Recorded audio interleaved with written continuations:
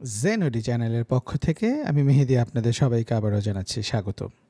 আমাদের আজকের গল্প বিখ্যাত ফরাসি লেখক জুলস ভার্নের লেখা ক্যাপ্টেন হ্যাটারাস, যা অনুবাদ আকারে সেবা প্রকাশনী থেকে প্রথম প্রকাশিত হয় 1984 সালে। আজ আমরা শুনব ক্যাপ্টেন হ্যাটারাসের ষষ্ঠ ও শেষ পর্ব। আমাদের গল্প পাঠ যদি আপনাদের ভালো লেগে থাকে তবে বরাবরের মতো একই অনুরোধ, দয়া করে চ্যানেলটি সাবস্ক্রাইব করে যাবেন। এছাড়াও আপনাদের ভালো লাগা মন্দ লাগা লাইক, কমেন্ট কিংবা শেয়ারের মাধ্যমে জানিয়ে যেতে পারেন। শুরু করা যাক আমাদের আজকের গল্প ক্যাপ্টেন হ্যাটারাস। সারা গায়ে ইংল্যান্ডের পতাকা জড়ানো ক্যাপ্টেনের নিস্পন্দ দেহ পড়ে রয়েছে মাটিতে, ডাক সামনে দাঁড়িয়ে। সঙ্গে সঙ্গে ডক্টর ঝুঁকে পড়লেন ক্যাপ্টেনের দেহের উপর। হাতের কবজি ধরে নাড়ির স্পন্দন পরীক্ষা করে দেখলেন ক্যাপ্টেনের দেহ নিষ্প্রাণ নিস্পন্দ নয়, শরীরে তাপ আছে, হৃৎস্পন্দনও ঠিক আছে। ক্যাপ্টেন বেঁচে আছেন বলে খুশিতে চিৎকার করে উঠলেন ডক্টর। অন্যরাও ডক্টরের সঙ্গে মিলিয়ে উল্লাসে ফেটে পড়ল। ওদের আনন্দ হুল্লোড়ে ক্যাপ্টেন সাড়া দিয়ে উঠলেন। ক্ষীণ কণ্ঠে তিনি বললেন, না, আমি মরিনি, আমি বেঁচে আছি। আর হ্যাঁ, আমিই প্রথম উত্তর মেরুতে পা রেখেছি। সবাই অবাক হলো ক্যাপ্টেনের কথা শুনে। জীবন যেখানে যায় যায় অবস্থা, সেখানেও তিনি মনে রেখেছেন তার অন্তরের বাসনা, উত্তর মেরুতে প্রথম পা দেবার কথা। ক্যাপ্টেন আস্তে আস্তে বললেন তার রক্ষা পাবার কাহিনী। সমুদ্রে ছিটকে পড়ার পর স্রোতের টানে তীরে এসে আসে পড়ল। বারবার ঢেউ তাকে একবার টেনে নিয়ে গেছে জলে, আবার আছড়ে ফেলেছে তীরে। ক্যাপ্টেনের কোনো শক্তিই ছিল না কোনো কিছু আঁকড়ে ধরে উঠে পড়ার। ঠিক যেন লোনা জলের ফেনা ঢেউয়ের সঙ্গে আসছে আবার চলে যাচ্ছে। বেশ কয়েকবার এরকম হবার পর ঢেউ যখন তাকে আবার নিয়ে এলো তীরে, তখন শরীরের সমস্ত শক্তি এক করে ধরে ফেললেন একটা পাথর। এবার আর উল্টো স্রোত তাকে সমুদ্রে টেনে নিতে পারল না। বহু কষ্টে এক পা দুপা করে উঠে এলেন তীরে, ঢেউয়ের নাগালের বাইরে। কিন্তু তিনি এতই দুর্বল হয়ে পড়েছিলেন যে জ্ঞান হারিয়ে পড়ে রইলেন ওই জায়গায়। তারপর ডাক এসে তাকে দেখতে পেয়ে সবাইকে ডেকে এনেছে। সবারই খিদেতে পেট চোঁচো করছে। জনসন আর বেল সকালের নাস্তার সব ব্যবস্থা করে ফেলল। নাস্তা করতে যেতেই ক্যাপ্টেন নতুন গো ধরলেন। আগে মেরুবিন্দু ঠিক কোথায় সেটা বের করে নেই, তারপর না হয় নাস্তা করা যাবে। ক্যাপ্টেনের কথা ফেলবার সাহস কার আছে? তার খ্যাপামির সঙ্গে তো এতদিনে সবারই যথেষ্ট পরিচিতি হয়ে উঠেছে। সুতরাং অনিচ্ছা সত্ত্বেও যন্ত্রপাতি বের করে মাপঝোপ করতে লেগে গেলেন ডক্টর। দেখা গেল তারা যেখানে দাঁড়িয়ে সেখান থেকে আর মাত্র 45 সেকেন্ড, অর্থাৎ পৌনে 1 মাইল দূরে আগ্নেয়গিরির জ্বালামুখের ভেতর মেরুবিন্দুর অবস্থান। এখান দিয়ে গিয়েছে ভূগোলকের অক্ষরেখা। সঙ্গে সঙ্গে আনন্দ হুল্লোড়ে নাস্তা সেরে ফেলল ওরা। তারপর মেরুবিন্দু আবিষ্কারের পুরো ঘটনা সংক্ষিপ্ত আকারে ক্যাপ্টেনের সইসহ একটা কাগজে লিখে উত্তরসূরি অভিযাত্রীদের জন্য পাহাড়ের গর্তে চাপা দিয়ে রাখল। উত্তর মেরুতে এসে অভিযাত্রীরা আজ একদিক যেমন আনন্দিত, অন্যদিকে তেমনি ব্যথাতুর। আজ তারা সবচেয়ে বড় বিজয়ের গৌরবে গৌরবান্বিত। যে জায়গা হাজার বছর ধরে মানুষের কাছে অজানা রয়ে গিয়েছিল, আজ তা এদের করায়ত্ত। এরা সবাই মিলে করেছে এই অসাধ্য সাধন। এর চেয়ে আনন্দের আর কি হতে পারে? কিন্তু একই সঙ্গে মনে পড়ে যায় 17 জনের দলটির কথা। সিমসন তো চোখের সামনেই চলে গেল আরেক অজানার পথে। স্যান্ডন আর তার সঙ্গীরা কোথায় আছে, কেমন আছে, কে জানে। বিশ্বাসঘাতকতা করলেও সেই তো পুরো অভিযানের সব ব্যবস্থা একান্ত নিজের মনে করে করেছিল। আজ যদি সবাই একসঙ্গে থেকে বিজয়ের আনন্দ উপভোগ করতে পারত, তাহলে কত মজাই না হতো। অধ্যায় 23। এত বড় বিজয়ের গৌরবে সবাই যেন ভাষা হারিয়ে ফেলেছে। কিন্তু জীবন্ত বিশ্বকোষ জ্ঞানের ভাণ্ডার ডক্টর ক্লভেনি যেখানে থাকেন, সেখানে চুপ করে বোবা হয়ে বসে থাকা কারো পক্ষে সম্ভব নয়। সবার নীরবতা ভঙ্গ করে ডক্টর বলে উঠলেন, জনসন, তুমি কি জানো এখানে তুমি একদম নড়ছো না? জনসন ডক্টরের কথা ঠিক ধরতে পারল না। জি, মানে আমি ঠিক বুঝলাম না ডক্টর। মানে তো খুবই সোজা। পৃথিবীর সঙ্গে পৃথিবীর লোকেরাও বনবন করে ঘুরছে, কিন্তু এই অংশ অর্থাৎ মেরুবিন্দু ঘুরছে না, তাই তুমিও স্থির থাকছো। দুই মেরুই সবসময় স্থির থাকে। ক্যাপ্টেন হ্যাটারাস রাশভারী বেরসিক হলো। মাঝে মাঝে গম্ভীরভাবে এমন দু একটা কথা বলেন যা শুনে সবাই হাসতে হাসতে গড়িয়ে পড়ে। ক্যাপ্টেন বলে উঠলেন, কথাটা কিন্তু একেবারে ঠিক নয় ডক্টর। আমরা অল্প হলেও নড়ছি বই কি, কেননা মেরুবিন্দু আরও পৌনে 1 মাইল দূরে। ওখানে গেলেই আর সত্যি নড়ব না আমরা। ওই একই কথা, হাসতে হাসতে বললেন ডক্টর। এভাবেই নানা বিষয়ে গল্পগুজব করতে করতে রাত নেমে এলো। খাবারের পাট চুকিয়ে ক্লান্ত শরীরে শুয়ে পড়ল অভিযাত্রীরা। চোখে ঘুম নেই শুধু ক্যাপ্টেন হ্যাটারাসের। সারা রাত জেগে রইলেন তিনি। এত বড় অসাধ্য সাধন করে এখনও কেন জানি শান্ত হয়নি তার মন। মূর্তির মতো এক দৃষ্টিতে তিনি তাকিয়ে রয়েছেন জ্বলন্ত আগ্নেয়গিরির জ্বালামুখের দিকে। পরদিন সকালে ঘুম ভাঙতে সবাই অবাক হয়ে দেখলো ক্যাপ্টেন তাঁবুতে নেই। কোথায় গেলেন ক্যাপ্টেন? তাঁবু থেকে ছুটে বের হয়ে এল ওরা। দেখলো কিছু দূরে একটা পাথরের উপর যন্ত্রপাতি হাতে দাঁড়িয়ে আছেন ক্যাপ্টেন। এক দৃষ্টিতে চেয়ে আছেন তিনি আগ্নেয়গিরির দিকে। ডক্টরের কাছে গিয়ে আস্তে আস্তে ক্যাপ্টেনকে ডাকলেন। কিন্তু কোনো সাড়া শব্দ নেই, যেন শুনতেই পাননি তিনি। এবার বেশ জোরে জোরে ডাকতেই ক্যাপ্টেনের তন্দ্রাচ্ছন্ন ভাবটা কেটে গেল। দেখলেন ডক্টর আল্টামন্ট, বেল ও জনসন তার সামনে দাঁড়িয়ে। ওদের দিকে তাকিয়ে ক্যাপ্টেন বলে উঠলেন, আপনারা আমার সঙ্গে যে সহযোগিতা আজ পর্যন্ত করে চলেছেন তার জন্য আমি আপনাদের কাছে চিরকৃতজ্ঞ। মেরু বিজয়ের গৌরব শুধু আমার একার নয়, এই গৌরব আপনাদের সবার, এমনকি যারা বিশ্বাসঘাতকতা করে মাঝপথে আমাদের ফেলে পালিয়ে গেছে তাদেরও।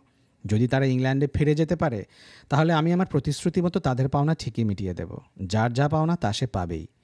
জনসন মুচকি হেসে ক্যাপ্টেনকে বললেন, ক্যাপ্টেন, মনে হচ্ছে আপনি যেন হুইল করে যাচ্ছেন। হয়তো তাই, কিন্তু আপনি তো এখন দিব্যি সুস্থ। মৃত্যু তো আপনার মাথার কাছে এসে দাঁড়িয়ে নেই যে এখনই হুইল করতে হবে। কেউ কি নিশ্চিত করে বলতে পারে সে কথা? একটা চাপা দীর্ঘশ্বাস ছেড়ে বললেন ক্যাপ্টেন। ক্যাপ্টেনের এই উত্তরের পর কারো কিছু বলার রইল না। ওরা অবাক হয়ে তাকিয়ে রইল তার দিকে। ক্যাপ্টেন যেন কিছু একটা ইঙ্গিত দিতে চাইছেন। কয়েক সেকেন্ড নীরবতার পর ক্যাপ্টেন বললেন, আমরা মেরুদ্বীপে পা রাখলেও মেরুবিন্দু কিন্তু এখনও অনাবিষ্কৃতই রয়ে গেছে। মেরুদ্বীপ আর মেরুবিন্দুর সাথে একই কথা, বললেন আল্টামন্ট। ডক্টরও তার কথায় সায় দিলেন, না, মেরুদ্বীপ আর মেরুবিন্দু এক কথা নয়। রেগে গেলেন ক্যাপ্টেন। মেরুবিন্দুতে প্রথম যে পতাকা উড়বে সেটা হবে ব্রিটিশ পতাকা, আর সেই পতাকা উড়ানো হবে আমার হাত দিয়ে। এই সংকল্প নিয়েই ইংল্যান্ড থেকে বের হয়েছি আমি। আমরা মেরুদ্বীপে পৌঁছলেও মেরুবিন্দু এখনও 45 সেকেন্ড দূরে। আমাকে পা রাখতেই হবে মেরুবিন্দুতে। আপনি কি জ্বলন্ত আগ্নেয়গিরিতে পা রাখবেন? জিজ্ঞেস করলেন ডক্টর। আমি যাবই। উত্তেজিত হয়ে পড়েছেন ক্যাপ্টেন হ্যাটারাস। ওখানে যাবেন কি করে? লাভা স্রোতের জন্য তো ওই পাহাড়েই ওঠা যায় না। আল্টামন বললেন, আমাকে যেতেই হবে। কিন্তু জ্বালামুখ দিয়ে তো অগ্নুৎপাত হচ্ছে। ডক্টর তার শেষ অস্ত্র ছুড়ে দিলেন। আমি যাবই যাব। গমগমে গলায় বলে উঠলেন ক্যাপ্টেন। ক্যাপ্টেনের জন্য এখন কোনো বাধাই আর বাধা নয়। নিশ্চিত মৃত্যু জেনেও তিনি যাবেনই মেরুবিন্দুতে। মেরু বিজয়ের উন্মত্ততা যেন পেয়ে বসেছে ক্যাপ্টেনকে। ডক্টর এবং অন্যরা অনেক বোঝালেন, কিন্তু তার সেই একই কথা, আমাকে যেতেই হবে। ডক্টর দেখলেন এখন বাধা দিলে ক্যাপ্টেন মানবেন না, তাই অন্য ফন্দি বের করলেন তিনি। বললেন, আমরাও যাব আপনার সঙ্গে। বেশ, মাঝপথ পর্যন্ত আপনারা যেতে পারেন, তারপর আর নয়। মেরু বিজয়ের সংবাদ নিয়ে আপনাদের ইংল্যান্ড ফিরে যেতে হবে। কারোর বুঝতে বাকি রইল না ক্যাপ্টেন কী বোঝাতে চাইছেন। এ কেমন উন্মাদনায় পেয়ে বসেছে ক্যাপ্টেনকে। মৃত্যু অবধারিত জেনেও যেতে চাইছেন তিনি জ্বালামুখে। ডক্টর বুঝলেন ক্যাপ্টেনের সঙ্গে কথা বলে এখন আর কোনো লাভ হবে না, তাই সবাইকে নিয়ে তিনি পাহাড়ে ওঠার প্রস্তুতি শুরু করে দিলেন। কিছুক্ষণ পর অভিযাত্রীদের যাত্রা শুরু হলো। এবার আর বরফ বা সমুদ্রে নয়, জীবন্ত আগ্নেয়গিরির জ্বলন্ত জ্বালামুখে, যেখান থেকে বেরোচ্ছে উত্তপ্ত লাভাস্রোত। দাউ দাউ করে জ্বলে উঠছে আগুনের হলকা। প্রথমে ডাক, তারপর ক্যাপ্টেন এবং পেছনে অন্যেরা। এভাবে লাইনবদ্ধভাবে ধীরে ধীরে উপরে উঠতে লাগলো অভিযাত্রীরা। পাহাড়ে উঠতে ডক্টর বললেন, এই পাহাড় একদমই নতুন সৃষ্টি হয়েছে। ভূতাত্ত্বিকরা দেখলেই বলে দিতে পারতেন এটার বয়স কত। আলগা পাথর আর লাভাস্রোত জমে হয়েছে এই পাহাড়। কোথাও ঘাস কিংবা ছত্রাকের জন্ম হয়নি, কীটপতঙ্গও নেই কোথাও। জ্বালামুখ দিয়ে বের হওয়া কার্বন ডাইঅক্সাইডের সঙ্গে হাইড্রোজেন অথবা মেঘের অ্যামোনিয়া মিশে গিয়ে সূর্যকিরণের প্রভাবে জৈব পদার্থ সৃষ্টি হতে যে সময় প্রয়োজন, সেই বয়সও হয়নি এই পাহাড়ের। ডক্টর আরও বললেন, অগ্নুৎপাত থেকে এভাবে অনেক পাহাড়ের সৃষ্টি হয়। পৃথিবীর বহু জায়গায় ভূগর্ভে প্রস্তর রাশি জমে ওঠে। ভৌগোলিক কারণে সৃষ্ট আগ্নেয়গিরি এসব পাথরের স্তূপ বের করে দেয় জ্বালামুখ দিয়ে। বিক্ষিপ্ত পাথর জমে সৃষ্টি হয় পাহাড়। এভাবেই মাউন্ট এটনার জন্ম হয়েছে। নেপলসের কাছে মনুয়াভা পাহাড় মাত্র 48 ঘন্টার মধ্যে শুধু আগ্নেয় ছাই জমে সৃষ্টি হয়েছিল। পৃথিবীকে একটা বর্তুলাকার বয়লার বলা যেতে পারে। বাষ্পের চাপ ক্রমাগত ভেতর থেকে বাইরে বের হতে চায়। এই চাপই যেখানে প্রবল, সেখানে ভূত্বক ফুঁড়ে বেরিয়ে আসছে আগুন, লাভাস্রোত আর ছাই। বাষ্পের এই বেরিয়ে যাবার মুখগুলোই হচ্ছে আগ্নেয়গিরি। চাপ কমে গেলে কখনো মুখ বন্ধ হয়ে থেমে যায় অগ্নুৎপাত, আবার আরেক জায়গায় জেগে ওঠে নতুন জ্বালামুখ। ক্যাপ্টেন নতুন দ্বীপের নাম দিয়েছেন কুইন্সল্যান্ড। ডক্টর বললেন, এই দ্বীপটি যদি শতাব্দীর পুরনো হতো তাহলে দেখা যেত দ্বীপের নানান জায়গায় গরম জলের ফোয়ারা আছে। পুরনো আগ্নেয়গিরির আশেপাশে এ ধরনের ফোয়ারা প্রায়ই দেখা যায়। ক্যাপ্টেন ও তার সঙ্গীরা যতই উপরে উঠছেন ততই পথশ্রমে কাহিল হয়ে পড়ছেন ওরা। এখন অনেকটা পথ বাকি, পা যেন আর চলতেই চাইছে না। উপরে ওঠা রীতিমতো কঠিন হয়ে পড়ছে। জ্বালামুখ থেকে ছিটকে বের হয়ে আসা উত্তপ্ত পাথরের টুকরো শিলাবৃষ্টির মতো চারিদিকে ঝরে পড়ছে। ধোঁয়ার ছাইয়ের জন্য সামনের কোনো কিছুই স্পষ্ট দেখা যায় না। তারপরও আছে সাপের মতো বেয়ে আসা লাভাস্রোত। যে কোনো মুহূর্তে একটু অসাবধান হলেই ঘটে যাবে মারাত্মক দুর্ঘটনা। ক্যাপ্টেন হ্যাটারাসের এদিকে কোনো ভ্রুক্ষেপ নেই। তিনি সোজা উঠে চলেছেন পাহাড়ের গা বেয়ে। আর অনেকটা উঠে এক শিলা চত্বরের সামনে দাঁড়িয়ে পড়লেন তিনি। প্রায় 10 ফুট চওড়া পাথুরে চাতাল ঘিরে বয়ে যাচ্ছে লাভাস্রোত। এই 10 ফুট চওড়া লাভাস্রোত পার হলে সরু একটা পথ আছে উপরে ওঠার, কিন্তু পুরোটা পথই যথেষ্ট বিপদসংকুল। ক্যাপ্টেন একটু থেমে ভেবে নিচ্ছেন কিভাবে পার হবেন এই পথ। এদিকে ডক্টর আল্টামন্ট বেল ও জনসনের অবস্থা কাহিল হয়ে পড়েছে। ক্যাপ্টেন একটানা 3 ঘন্টা পাহাড়ে উঠেও ক্লান্ত হননি, কিন্তু অন্যরা আর পারছে না। ক্লান্তিতে ওদের হাঁটু ভেঙে যাচ্ছে, দাঁড়িয়ে থাকা শক্তিও যেন হারিয়ে ফেলেছে ওরা। ডক্টর ভাবলেন এবার কিছু একটা করা দরকার। ক্যাপ্টেন যেখানে যেতে চাইছেন সেই জ্বালামুখে যেতে হলে আগুনের স্রোত পেরিয়ে যেতে হবে। সেখানে হেঁটে যাওয়া কোনো মানুষের পক্ষে সম্ভব নয়। ক্যাপ্টেন তার কথা নড়চড় করতে নারাজ। মৃত্যু নিশ্চিত জেনেও একটানা তিনি উঠেই চলেছেন উপরের দিকে। যতই উপরে উঠছেন ততই তার বুদ্ধি বিবেচনা যেন লোপ পেয়ে যাচ্ছে। অদ্ভুত এক উন্মাদনায় পেয়ে বসেছে তাকে। কেমন যেন অপ্রকৃতস্থ হয়ে উঠেছেন ক্যাপ্টেন। মানসিক ভারসাম্য যেন ধীরে ধীরে হারিয়ে ফেলছেন তিনি। ডক্টর এবার চড়া গলায় বলে উঠলেন, ক্যাপ্টেন আমরা আর উপরে উঠব না, চলুন ফিরে যাই। কেন জেনে শুনে বিপদে পা দিচ্ছেন? আমরা তো মেরুবিন্দুতেই আছি। না ডক্টর, আমি যেতে পারি না। মেরুবিন্দু আরও উপরে, অনেক উপরে, আমি সেখানে যাবই। আপনারা যেতে না চাইলে এখানেই বসে থাকুন, অবিচল কণ্ঠে জবাব দিলেন হ্যাটেরাস। ক্যাপ্টেন এবারে অনুনয়ের সুর ডক্টরের কণ্ঠে। কোনো কথা নয়, খেপে উঠলেন ক্যাপ্টেন। এবার ডক্টর বললেন, আমাদের কথা না শুনলে আমরা জোর করে হলেও। ডক্টরের কথা শেষ হলো না। ক্যাপ্টেন বুঝে ফেলেছেন কি বলতে চান তিনি। কেউ কিছু বুঝে ওঠার আগেই অতি মানবিক প্রচেষ্টায় এক লাফে তিনি পার হয়ে গেলেন লাভাস্রোত। ডাকও একইভাবে লাফ দিয়ে তাকে অনুসরণ করলো। আশ্চর্য ব্যাপার, আগুনের ছিটে ফোঁটাও তার কিংবা ডাকের শরীরে লাগলো না। একমাত্র বিশ্বস্ত সাথীকে সঙ্গে নিয়ে দিব্যি তিনি পার হয়ে গেলেন লাভাস্রোত। চলে গেলেন সঙ্গীদের নাগালের বাইরে। আগুনের ধোঁয়ার ছাইয়ের ভেতর হারিয়ে গেলেন ক্যাপ্টেন, কিন্তু তার চিৎকার ঠিকই শোনা যাচ্ছে। উন্মাদের মতো চিৎকার করে তিনি বলে চলেছেন, আমি যাচ্ছি মেরুবিন্দুতে, মাউন্ট হ্যাটেরাসের মাথায়। তোমরা এই বিজয় সংবাদ পৌঁছে দিও ইংল্যান্ডবাসীদের কাছে, পৃথিবীকে জানিয়ে দিও। আস্তে আস্তে ক্যাপ্টেনের গলার স্বর মিলিয়ে যেতে লাগলো। ছুটে গিয়ে ক্যাপ্টেনকে জোর করে ফিরিয়ে আনার মতো সাহস বা শক্তি এখন আর কারো নেই। পথ চলায় সবাই ক্লান্ত। লম্বা লাফে পার হতে হবে লাভাস্রোত। অত বড় লাফ দেওয়া যেমন সহজ নয়, তেমনি লাফ ফসকালে সোজা লাভাস্রোতে পড়তে হবে। সঙ্গে সঙ্গে পুড়ে ছাই হয়ে যাবে শরীর। তবু বুকে সাহস সঞ্চয় করে লাফ দিতে চেয়েছিলেন আল্টামন্ট। খামোকা ফসকা পড়ে গেল শরীরে। ডক্টর বেল ও জনসন কোনো মতে টেনে ধরাতে বড় ধরনের বিপদের হাত থেকে রক্ষা পেলেন তিনি। ক্যাপ্টেনের নাম ধরে চিৎকার করে ডাকতে লাগলেন ডক্টর, কিন্তু কোনো সাড়া পাওয়া গেল না। শুধু ডাকের ক্ষীণ ঘেউ ঘেউ মাঝে মাঝে শোনা যেতে লাগলো। এভাবে চরম উত্তেজনার মধ্যে কেটে গেল বেশ কিছুক্ষণ সময়। কখনও ক্যাপ্টেনকে একটু আধটু দেখা যায়, আবার কখনও একদমই দেখা যায় না। ক্যাপ্টেন যে কি দ্রুত গতিতে উঠে চলেছেন উপরের দিকে, তার চোখে না দেখলে বিশ্বাস করা কঠিন। তিনি যেন ভোরবেলায় সমতল ভূমির উপর দিয়ে দৌড়ে যাচ্ছেন। অল্প সময়ের ভেতরে এত উপরে উঠে গেছেন যে তার আকৃতি এখন অর্ধেক দেখাচ্ছে। অগ্নুৎপাতের বিকট আওয়াজ, চারিদিকে অগ্নিস্রোতের নহর, মাঝে মাঝেই পাহাড় থেকে খসে পড়ছে বড় বড় পাথর। যে কোনো মুহূর্তে মৃত্যু ছোবল মারতে পারে। ক্যাপ্টেনের সেসব খেয়াল নেই। পাহাড়ে ওঠার লাঠিতে ইংল্যান্ডের পতাকা বেঁধে সেটা নাড়াতে নাড়াতে উঠে চলেছেন উপরে, আরও উপরে, পাহাড়ের শিখরে জ্বালামুখের দিকে। নিচ থেকে ডক্টররা দেখলেন কিভাবে ক্যাপ্টেন অসম্ভবকে সম্ভব করে চলেছেন। কখনো ছাইয়ের ভেতর তার কোমর পর্যন্ত ডুবে যাচ্ছে, আবার কখনো বা চোখা পাহাড় ধরে ঝুলতে ঝুলতে এগিয়ে যাচ্ছেন। হাত ফসকালে কয়েকশো গজ নিচে লাভা সমুদ্রে পড়তে হবে। প্রায় 1 ঘন্টা এভাবে প্রতি মুহূর্তে বিপদের ঝুঁকি নিয়ে অবশেষে পৌঁছলেন জ্বালামুখের শীর্ষে, মাউন্ট হ্যাটেরাসের চূড়ায়। ক্যাপ্টেনের করুণ পরিণতির কথা ভেবে ডক্টরের দুচোখ পানিতে ভরে গেল। দুঃখ ভরা কণ্ঠে তিনি ডাকলেন, ক্যাপ্টেন হ্যাটেরাস। কিন্তু যার প্রতি তার এই আহ্বান, তিনি তখন অন্য জগতের বাসিন্দা। উদ্ভ্রান্তের মতো জ্বালামুখের ধার ঘেঁষে হেঁটে চলেছেন ক্যাপ্টেন। চারপাশে বৃষ্টির মতো ঝরে পড়ছে জ্বলন্ত শিলা। কোনোটা ক্যাপ্টেনকে প্রায় ছুঁয়ে যাচ্ছে। তবু একই গতিতে এগিয়ে চলেছেন হ্যাটেরাস। নির্বিকার অকুতভয় ক্যাপ্টেন মেরুবিন্দুর খুব কাছাকাছি পৌঁছে গিয়েছেন। ক্যাপ্টেনের সম্ভাব্য পরিণতি আল্টামন্ট কিছুতেই মেনে নিতে পারলেন না। ডক্টর বাধা দেবার আগেই এক লাফে পার হয়ে গেলেন 10 ফুট লাভাস্রোত। ক্যাপ্টেনকে বাঁচানোর এক প্রবল কর্তব্যবোধ ও নৈতিক দায়িত্ব জেগে উঠেছে তার মনে। যেভাবেই হোক হ্যাটেরাসকে বাঁচাতেই হবে। আল্টামন্টও যেন এক অলৌকিক শক্তি পেয়ে গেছেন। তীরবেগে তিনি ছুটলেন ক্যাপ্টেনের দিকে। ইংল্যান্ডের ফ্ল্যাগ হাতে ক্যাপ্টেন হ্যাটেরাস হেঁটে চলেছেন একটা ঝুলন্ত পাথরের উপর দিয়ে। যে কোনো মুহূর্তে খসে পড়তে পারে পাথরের বিরাট চাঙড়টা। পাথরটা ঝুলে আছে জ্বালামুখের সঙ্গে। সেখান থেকে বের হচ্ছে লাভাস্রোত। ছিটকে বেরিয়ে আসছে উত্তপ্ত শিলা। ক্যাপ্টেন যেন ঠিক ওখানেই যেতে চান। পা রাখতে চান মেরুবিন্দুর ওপর, সেটা হোক জ্বালামুখ কিংবা অন্য কিছু। জ্বালামুখ লক্ষ্য করে নির্ভয়ে এগিয়ে চলেছেন ক্যাপ্টেন। এমন সময় হঠাৎ নড়ে উঠল সেই ঝুলন্ত পাথর। সঙ্গে সঙ্গে ঝুরঝুর করে পাথরের কুচি খসে পড়তে লাগলো জ্বালামুখের গহ্বরে। অজানা ভয়ে আপনা থেকেই চোখ বন্ধ হয়ে এলো সবার। সবই বুঝি শেষ হয়ে গেল।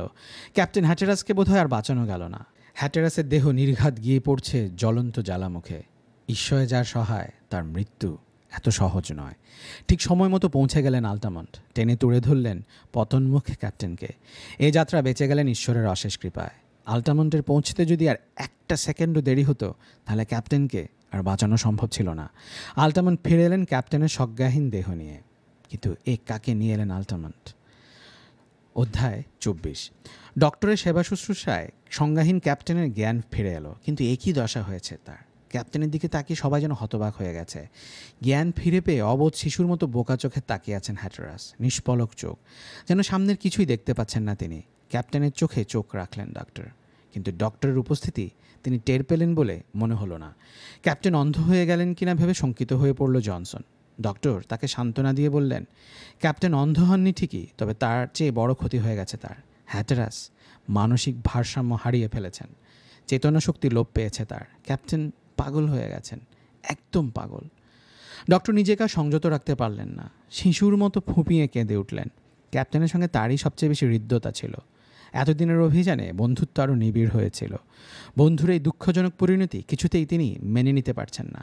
ডক্টর ক্লবেনি কাজের মানুষ, বন্ধুর দুঃখে মন ভেঙে পড়লেও ভাবাবেগে চলার লোক তিনি নন। ক্যাপ্টেনকে ধরে ধরে সবাইকে নিয়ে পাহাড় থেকে নিচে নামা শুরু করলেন তিনি। প্রায় 3 ঘন্টা লেগে গেল নিচে পৌঁছতে। পাহাড়ের পাদদেশে নেমে বিশ্রাম নিয়ে পরবর্তী পরিকল্পনা স্থির করলেন ডক্টর। রাতটা কোনো মতে এখানে কাটিয়ে দিয়ে কাল ভোরে রওনা হবেন দৈবদুর্গের পথে। শীতকালটা দৈবদুর্গে কাটিয়ে গরম পড়তে শুরু করলে ইংল্যান্ডের পথে রওনা হওয়া যাবে। পরদিন অর্থাৎ 13ই জুলাই খুব ভোরে ঘুম থেকে জেগে উঠল অভিযাত্রীরা। মাউন্ট হ্যাটারাস ছেড়ে যাবার আগে যেখানে ক্যাপ্টেন হ্যাটারাস অচেতন অবস্থায় পড়েছিলেন, সেখানে একটা স্তম্ভের মতো তৈরি করে তাতে লেখা হলো জন হ্যাটারাস 1861, অর্থাৎ প্রথম মেরু বিজয়ীদের স্মৃতি। অভিযানের বিশদ বিবরণ একটা টিনের বাক্সে ভরে রেখে দেওয়া হলো সেই স্তূপের ভেতর। ভবিষ্যতে যদি কোনো অভিযাত্রী দল এত দূর পৌঁছতে পারে তাহলে জানতে পারবে তাদের আগেই ক্যাপ্টেন হ্যাটারাস ও তার সঙ্গীরা এই অজয়কে জয় করে গেছেন। জানতে পারবে ক্যাপ্টেন হ্যাটারাস শেষ পর্যন্ত পাগলই হয়ে গিয়েছিলেন এই অসাধ্য সাধন করতে গিয়ে। আবার নৌকায় চড়ে যাত্রা শুরু হলো। আবহাওয়া অনুকূল হওয়ায় নৌকা তরতরিয়ে চলল। মাত্র 2 দিনে অভিযাত্রীরা পৌঁছল আল্টামান বন্দরে। সেখান থেকে সমুদ্রের উপকূল ঘেঁষে সমুদ্রপথেই তারা রওনা হলো দৈবদুর্গের পথে। পালের অনুকূলে হাওয়া থাকায় 15 দিনের পথ মাত্র 7 দিনে পাড়ি দিল ওরা। পৌঁছল ভিক্টোরিয়া বে হয়ে দৈবদুর্গে। দৈবদুর্গে তাদের জন্য অপেক্ষা করছিল এক দুঃসংবাদ। বরফ প্রাসাদ গলে মিশে গেছে। কোথায় ভাড়ার ঘর আর কোথায় বা বারুদ ঘর, সব গলে মিশে সমতল ভূমির সঙ্গে একাকার হয়ে গেছে। খাবার দাবার যা ছিল সব লুটেপুটে খেয়েছে হিংস্র জন্তু জানোয়ারের দল। এখন উপায়? মহা দুশ্চিন্তায় পড়ল সবাই, দারুণ হতাশায় পেয়ে বসলো সবাইকে। কিন্তু ডক্টর কখনোই আশার হাল ছাড়েন না। আশপাশে ছড়িয়ে ছিটিয়ে থাকা উচ্ছিষ্টের মধ্য থেকে যেটুকু খাবার দাবার তিনি উদ্ধার করলেন তা দিয়ে সপ্তাহ 6 অনায়াসে চলা যাবে। ডক্টর দেখলেন আর দেরি না করে এখনই রওনা হয়ে পড়লে এই 6 সপ্তাহে পৌঁছে যাওয়া যাবে বাফিন উপসাগরে। সেখান থেকে তিমি শিকারীদের জাহাজ বা অন্য কোনো উপায়ে ডেনিশ উপনিবেশে পৌঁছানো যাবে। আবার শুরু হলো যাত্রা। শীতে বরফ জমা শুরু হবার আগেই পৌঁছতে হবে পরবর্তী লক্ষ্যে। তাই ডক্টরের হুকুমে দিনরাত একটানা ছুটে চলল নৌকা। বিশ্রামের জন্য কোথাও নৌকা ভেড়ানো হলো না। আরাম হারাম হয়ে গেল সবার। এত দ্রুত বেগে চলার পরও দেখা গেল আস্তে আস্তে তাপমাত্রা কমে আসছে। এদিক সেদিক ছোট ছোট হিমশিলা সাগরের বুক চিরে বারে বারে উঁকি দিচ্ছে। চলার পথ ক্রমেই বন্ধ হয়ে আসছে। বরফ ঠেলে চালাতে গিয়ে অসংখ্য ভার ভাঙতে ভাঙতে বেঁচে গেল ওদের নৌকা। শেষ পর্যন্ত চারদিক থেকে হিমবাহ এমনভাবে পথ আটকে দিল যে নৌকা আটকে গেল বরফে। অগত্যা নিরুপায় অভিযাত্রীরা স্লেজে করে পথ পাড়ি দিতে লাগলো। আস্তে আস্তে সবাই দুর্বল হয়ে পড়ছে। পেটে খাবার নেই, পথ চলার শক্তিও যেন ফুরিয়ে আসছে। মাঝে মাঝে 2-1টা পাখি যা পাওয়া যাচ্ছে তাই মেরে কোনো রকমে পেটের ক্ষুধা মেটাচ্ছে ওরা। এভাবে আর কদিনই বা চলে। একদিন সবাই এত কাহিল হয়ে পড়লো যে উঠে দাঁড়াবার শক্তিটুকু হারিয়ে ফেললো। কিন্তু এর একমাত্র ব্যতিক্রম আল্টামন্ট। অসম্ভব মনের জোরে তিনি উঠে দাঁড়ালেন। তারপর ডাককে নিয়ে বের হলেন শিকারে। কিন্তু কিছুক্ষণ পরেই আল্টামন্টে যে মূর্তি দেখা গেল তা কেউ আশা করেনি। 2 চোখে রাজ্যের ভয়। চিৎকার করতে করতে ছুটে আসছেন ওদের দিকে। কাছে এসে ওদেরকে ডেকে নিয়ে আবার ছুটলেন যেদিক থেকে এসেছিলেন সেদিকে। কি ব্যাপার? উত্তেজনায় সবাই দেখে কিছুটা শক্তি ফিরে পেল। ছুটে গেল ওরা আল্টামন্টের পেছন পেছন। কিন্তু ওরা জানতো না ওদের জন্য কি বিভৎস দৃশ্য অপেক্ষা করছে। সবাই দেখতে পেল বরফে পড়ে আছে বেশ কয়েকটি লাশ। লাশগুলো চিনতে ডক্টর বা অন্য কারো বেশি কষ্ট হলো না। এলা স্যান্ডন ও তার বিশ্বাসঘাতক সঙ্গীদের। স্পষ্ট বোঝা যাচ্ছে মরবার আগে ওরা কামড়াকামড়ি করে একে অন্যের মাংস খেয়েছে, তবুও মৃত্যু এড়াতে পারেনি ওরা।